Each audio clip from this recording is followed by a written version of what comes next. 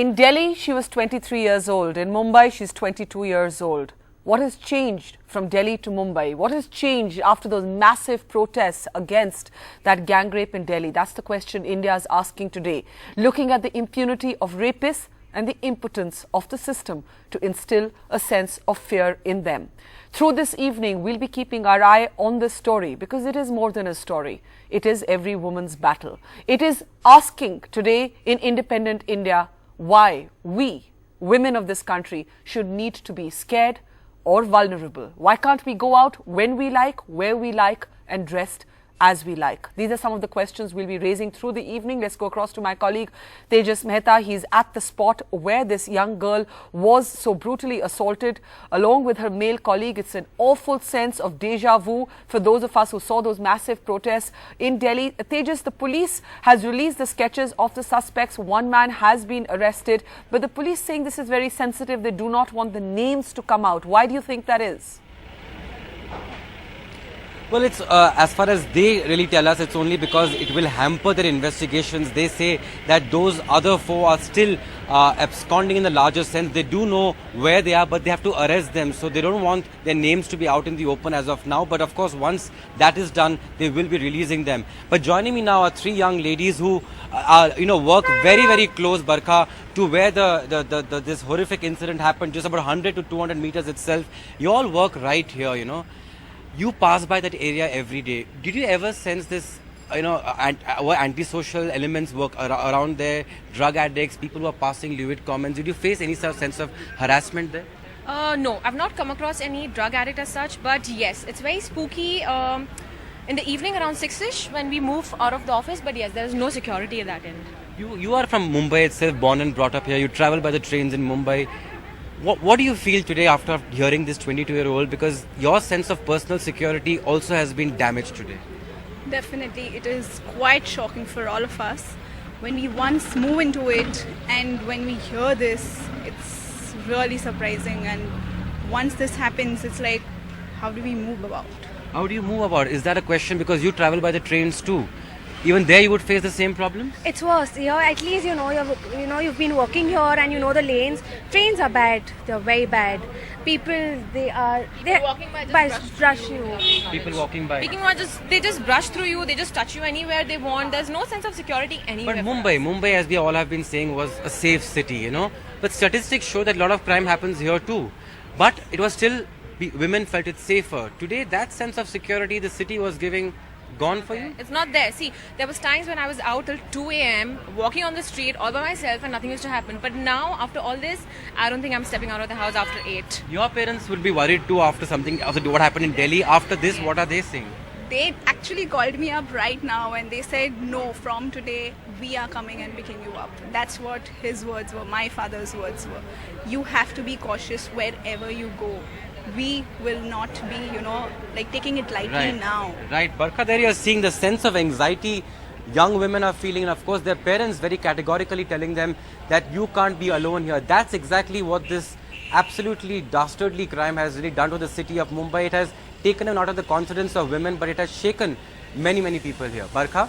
And Tejas, that's exactly why rape and sexual abuse are actually a violation of fundamental rights. It's the basic right that all of us have to live as we wish, to work as we wish, to move about as we wish. And when I hear those young women saying that their parents are saying, don't move about alone, don't go out after it, don't do this, don't do that, these are the kind of things that will make it tougher for young women to go out into the workforce. So apart from the horror and the violation that one feels at sexual abuse, the equally big violation is that of economic freedom and of a fundamental freedom of the right to live. Well, joining us now are two important voices in this campaign against sexual abuse, against sexual violence. We're joined by Indra Jaising. She's a well-known feminist and presently the additional Solicitor General of the country. We're also joined from Mumbai by Priyanka Chopra. She's always spoken in against and spoken out against sexual abuse. Indra Jaising, I'd like to start with getting your response to the fact that young women today are saying,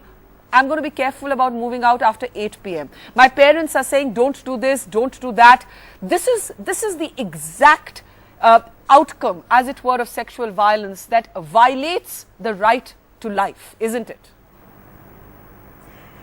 It certainly violates the right to life, but I don't think anxiety is the right response, and people like you and me should not encourage the building up of this anxiety amongst ordinary people, on the street, young or old. There is such a growing culture of violence and intolerance that we see in like every aspect of life around us. It's not just a question of violence against women, it's violence. I mean, a few days ago you saw the brutal killing of Mr. Dabholkar in Pune. Somehow we have replaced civilized ways of behaving with behaving in a violent manner. When it comes to women, it manifests itself in sexual abuse, rape, sexual harassment at the workplace. But obviously anxiety is not the solution to the problem. I do feel that somewhere as a society we have failed, and it's not going to work anymore for us to just blame the police. Yeah. We have to look in other places. And one of the things is that we have to convey information about sex and sexuality to children at a young age, where they learn how to handle themselves and their own sexuality. Yes. And the other thing is, we can't afford to segregate boys and girls, men and women, and not allow them to intermingle. This creates additional hurdles for being able to handle your sexuality. Now, I'm not suggesting that this was the cause. Remember, this incident is rather different because it was in the context of gang rape. And I think we need to understand that there is a difference between rape and gang rape. Now, when it comes to gang rape, there was a gang here as there was in Delhi. Yes. There is a kind of bonding which takes place, a male bonding in a gang. And that kind of adds fuel to the fire and leads to this kind of incident where a group of people together violate a woman's sexuality, and there can't be a bigger crime than that. Now, I don't think the answer to Indra, this let is- me just interrupt you to say that it's so important that you say that anxiety cannot be the response. The response cannot and should not be parents this evening trying to hold back their daughters, trying to fetter their freedom, trying to say don't do your job. And I'm going to come back to you to discuss some of those things you raised. Yet Priyanka Chopra is somebody who now lives and works in Mumbai. The fact of the matter is that working girls who go on trains or working girls who go and travel by public transport in Delhi, we've all been pawed. I'm including myself in it. We've all had our breasts and our bottoms pinched, breast pawed, bottoms pinched. And in a sense, we are so brutalized as a society that we learn to say, ye to hota hi hai. Thank God we weren't raped. Thank God it wasn't worse. Here's a 22-year-old girl who goes on a photo assignment at 6 p.m. in the heart of Mumbai, and she is gang raped while her colleague is tied up. Now, Indra Jaisingh, as such a senior lawyer, is saying anxiety cannot be our response. How do we convey to parents today that your response cannot be to lock up your girls and say don't go out after sunset? Your response should not be to hold them back from their dreams.